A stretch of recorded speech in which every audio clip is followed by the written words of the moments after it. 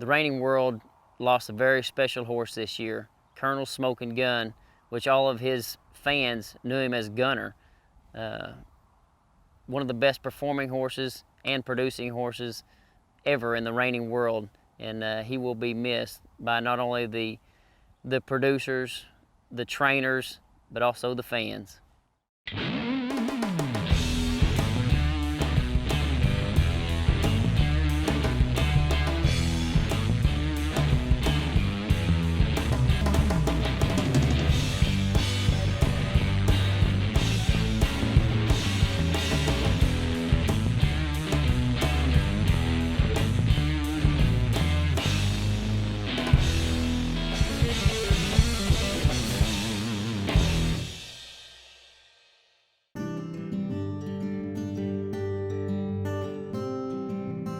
When we bought Gunner, I bought him not on a whim. I thought he would be a sire, but I was fortunate enough to ride a handful of colts that he had sired already when we made the deal to buy him. So I had a feel that his colts, everyone I rode wanted to stop a lot.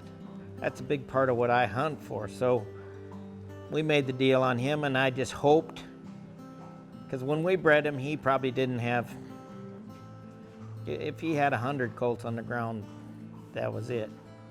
Well, from the time we got him, we bred over 100 mares, and we were fortunate that people called and said, "We're so glad you got him. It'll just make it easier for us to breed to him." And that was a great feeling when we got him, that people were that interested in him. So then the rest was kind of history. He's just, this last 2 years, he's been just incredible. His colts have won. You know, that we were first and second at the Reign and Futurity last year. They come back and they win the Derby. Last year his colts won $1.5 million themselves, just his colts. So, and there's not another stud in the industry that has had colts be first and second in Reign and Futurity ever. So he did his job way better than I ever expected him to. When Tim purchased him, he talked to me before he got him here and everything, and told me what he was doing and asked what I thought. And I thought, you know, it's a good horse. I've bred some mares to him, and, you know, think it's probably a good move for you. And so I'll never forget, I was riding in the arena here and I looked across the street. I see this bald-faced horse running out in that front pen, and I just picked up my phone and called him, and I said, "Hey, Tim, you need to fire some of your help." And he says, "What's wrong?" I says, "Well, they just painted that white face and turned that pretty sorrel horse out. Now he's got white all over his head and his tail and his legs. Turned that beautiful sorrel horse into a paint horse." He just laughed at me. It was a sad day when he passed here. I mean, I competed against him all those years, but he still kind of gets in your heart, and I don't know why that flop-eared thing did it, but he got into you. His full name is Colonel Smoking Gun, and he got nicknamed Gunner. In fact, they used it on his competition license for the NRHA stuff. I saw him early in his 3-year-old year, but then he went on and was second in the Reign and Futurity, and then he was second in the NRBC, tied for second, and then he went on and won the USET deal in Gladstone, New Jersey, and that was really the last he'd been shown then. He won $177,000 himself, and everybody loved him. He was this cute little bald-faced horse with floppy ears, and they loved him. They all, when he walked in the pen, when Clint was showing him, when Bryant Pace both were showing him, the crowd went crazy when they walked in the pen. So he was pretty popular.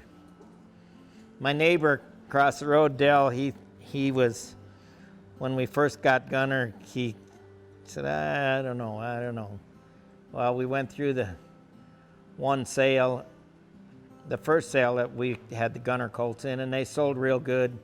And he said, "You know what? You did it again. You found one that people are gonna like." And it's been true. It was a different look, a different breed, but it sure did work. And my career with Gunner was a little bit different. Everybody remembers him winning and everything. Well, I was showing against him, and I had a really nice horse that I showed against him at that time. And probably my first memory was in our first NRBC in 1998. I was showing Mr. Boomerjack, and Gunner won the first go-round, and I was second in the go-round. Well, I drew up in the finals. I was draw number 3. I marked a 226. And guess what? Gunner was the last one to go.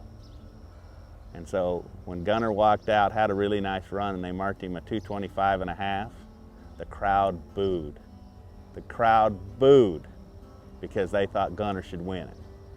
Well, I ended up winning, and it was my first major event win.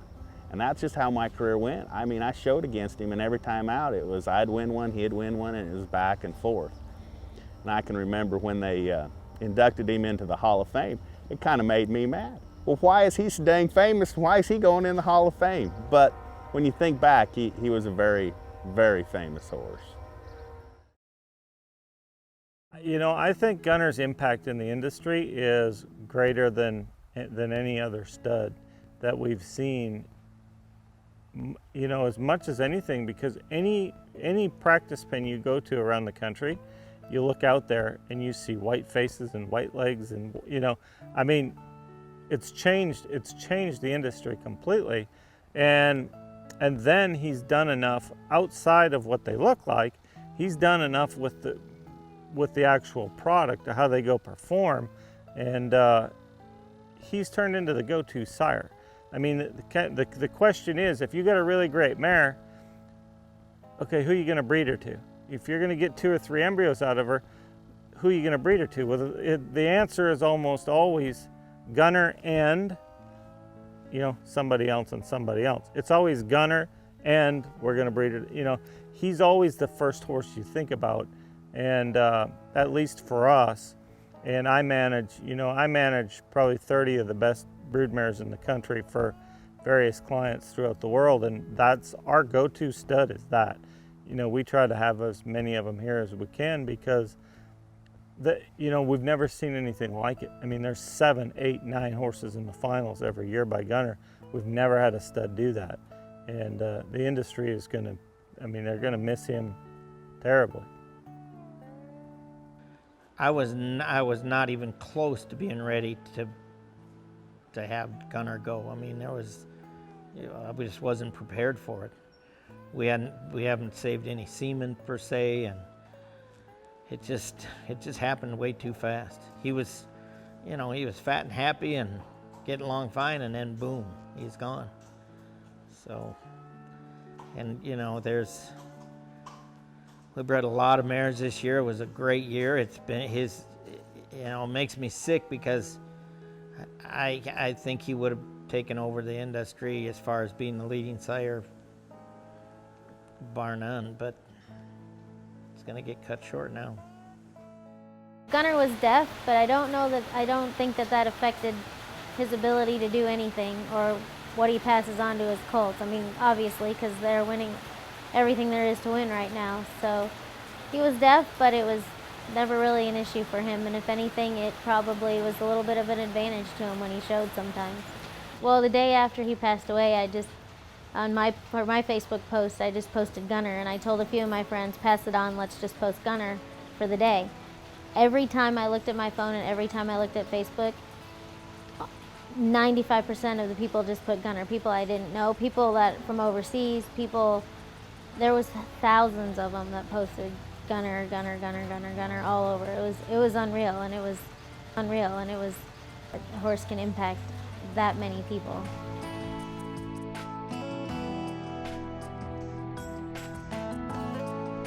He died from laminitis, and he got bit by something that started this whole process, and it was about a 3-week process, and it just couldn't get it to reverse.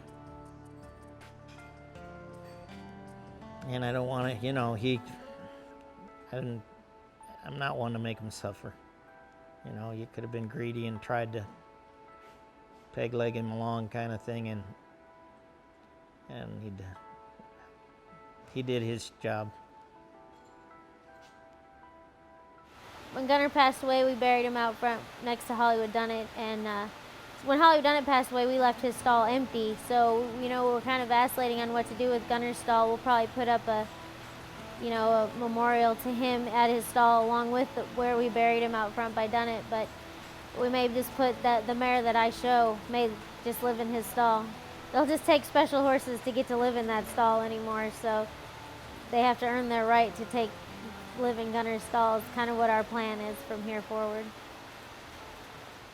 We buried him right next to Hollywood Dunnett out in front of our arena there, and we're building him a grave site. And we'll just laid to rest. That's, you know, he made his own legacy, and yes, he'll be in the history books.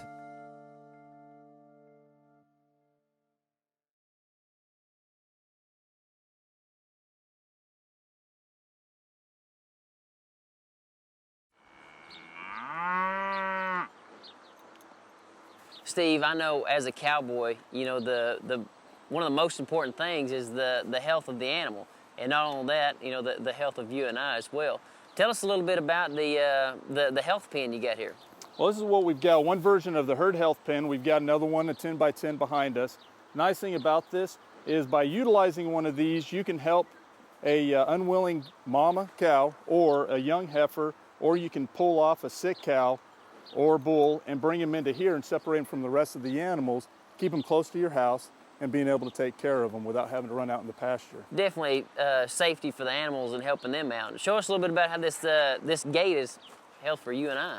Well, the nice thing about this health pen, you've got this safety latch, you've got a split gate on both this gate and the other gate on the opposite side of the animal. So once you get the animal in here, as you swing this around, this safety latch here will hit each one of these stops and help keep it from coming back on you. So as you push that animal in here and you ease them in to the automatic head catch, the nice thing about that is it automatically catches them. You don't have to be up there to operate that head gate. So as you push this around, this will act as a squeeze. So you can kind of squeeze that animal in there, keep them from bouncing around. So if you need to kick this bottom gate out to bring in that. Welcome to Yukon, Oklahoma, home of Garth Brooks and the Express Clydesdales. You know, Garth always said those wild horses keep dragging me away. These horses, also known as the Gentle Giants, and 6 of these magnificent animals hitched together definitely bring the house down.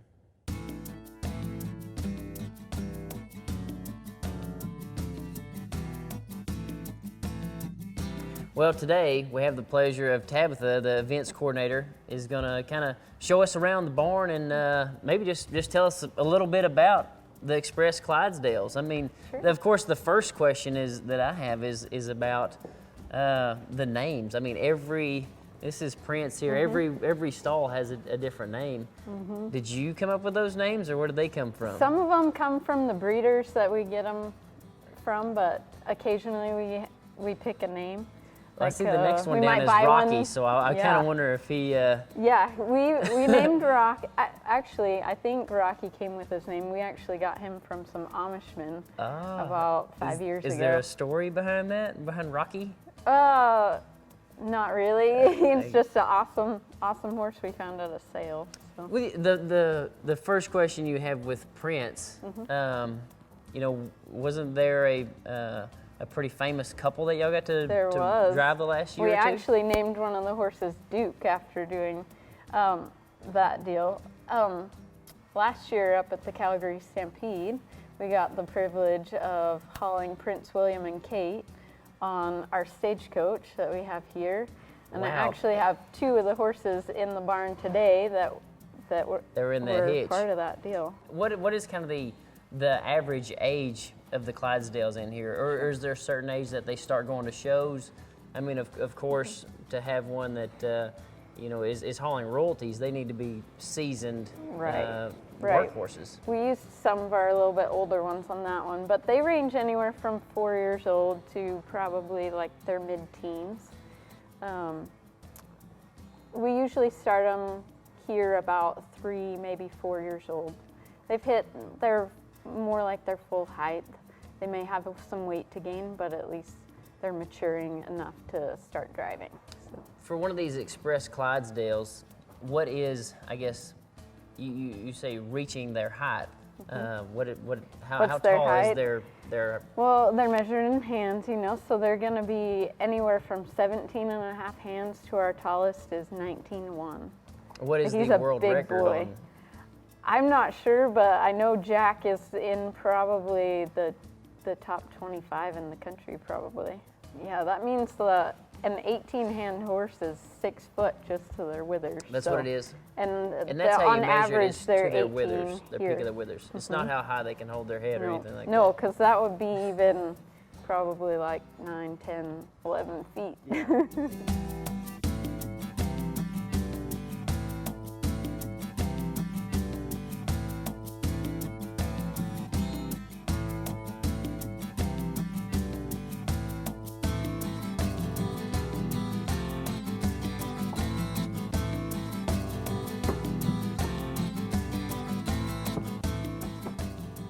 Wow, what a barn. Yeah, it's pretty neat, huh? When was this barn built, or how old is it? Well, it was actually originally built in 1936 and then was restored by the Amish in 1998. Yeah. So when Mr. Funk bought it, it had over a 4-foot lean to the north. And so the Amishmen got it straight within a day and a half and then kind of put together board by board. What kind of events do you have here at the Well, we Express hold Clydesdales? all kinds of events. We have tons of birthday parties, weddings, baby showers, anything you want to have a party for, we can help you out. So. Nice. So is there a special ration that these Express Clydesdales are on, or how many pounds a day do they eat? Well, they're on a pretty strict diet, but they're going to eat 10 to 12 pounds of their grain in a day and about 35 pounds of hay. So that's about a half of one of those bales back there. They kind of got an expensive little eating habit Yeah, here, thankfully I don't get that bill. But yeah, we'll feed them a nice big scoop. Yeah, I'll help you out here. Yeah. And then we mix some other little mix-ins with them. Oh, healthy. And yep. And is this like just for to help their coat, or what is it? Yeah, it'll help keep their coat nice and shiny and keep them healthy. Is it like protein for their hooves as well, or? Yep, we all use the Patriot, and then I just Mix it up. mix it up a little bit, and If you don't mix it up, I mean, they kind of picky eaters. Will they they'll pick kind through of pick and around it now and then. take the fattening stuff and not so much the vitamins? And... Every horse is different. They all eat different.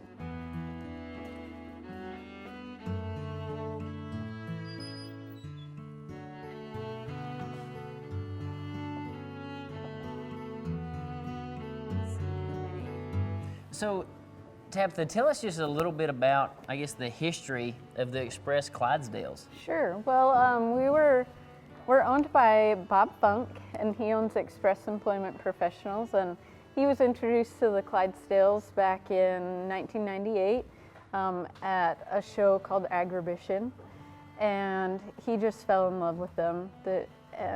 But he particularly decided to have the black and white Clydesdales, which they're a lot more rare, only about 10% of the breed. And so he purchased a hitch in '98 and has since used them as a marketing ambassador for his company. So, Tabitha, these horses, they are workhorses. So, They sure are. Do you exercise them? About 5 days a week. Wow, they get a better workout than I do. Yeah, exactly.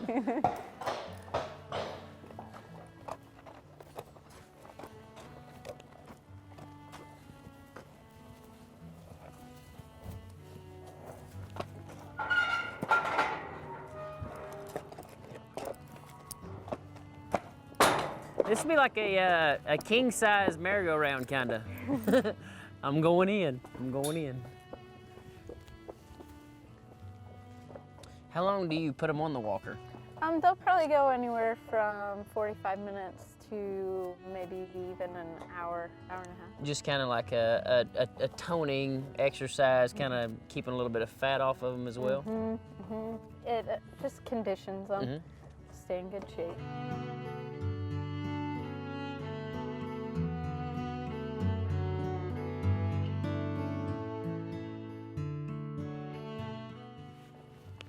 So this is the big trailer you haul them all in. Let's Yeah. let's look inside and see what you got. Okay. If you can get it. Nothing gonna jump out, is there? Well, I hope not. Wow, look at all this stuff in here. Yeah, there's a lot of stuff in here, huh? So what all can you pack in this semi-trailer? We can either hold our show wagon or our stagecoach, all the harness we need, and then up to 9 horses. Well, this is the harness here. I want to see if you can lift one of these collars. So how many? You'd have to lift it up over the horse's One of the horse, head. which is 6-7 feet high, anyways. Yeah. So can I just pull it off here, or would I need Sure. to undo Here, let me some move stuff this. with the bit there? This is the collar, huh? Mm-hmm. Oh, I had to carry this around all day long. That thing is heavy and fancy. They probably weigh up to 75 pounds. At least 75. I'm gonna put it back on the rack before I break something. I don't want to mess Rio's collar up there. Yeah. Need it. Thanks for showing us around today. You're welcome. Express Clydesdales. I think Been a lot of fun. this is where the cowboy rides away. This way's west, right? Yeah. Usually right off into the sunset. Yep. Okay. Thank y'all. See you next week.